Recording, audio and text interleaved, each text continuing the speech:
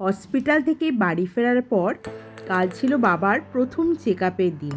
তাই সন্ধেবেলা বেরিয়ে পড়েছিলাম বাবাকে নিয়ে চেক আপের উদ্দেশ্যে দিশান হসপিটালে। নির্দিষ্ট সময়ে আমরা পৌঁছে গেলাম। তারপর কিছু প্রসিডিওর কমপ্লিট করার পর ডাক্তারবাবু বাবাকে দেখলেন ভালো করে এবং দেখে চেক আপ করে 3 মাসের জন্য ওষুধ লিখে দিলেন, বেশ কিছু ওষুধপত্র চেঞ্জও করে দিলেন। প্রসঙ্গত বলে রাখি, আমার বাবা বেশ কিছুদিন অসুস্থ ছিলেন এবং হসপিটালাইজডও ছিলেন।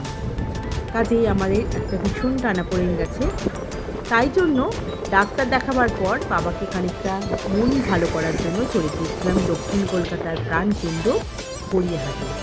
গড়িয়াহাট মানে আলো ঝলমলে রাস্তা, এক রাস আনন্দ, সব সময় লোকজনের ভিড়। বাবা তো বাড়ি থেকে বেরোতে পারে না, কারণ বাবার পায়ে খুবই সমস্যা, আর খাওয়া দাওয়াতেও এখন প্রচুর রেস্ট্রিকশন হয়ে গেছে। তাই জন্য গাড়ি করে খানিকটা ঘোরা, এটাই বাবার কাছে জয়।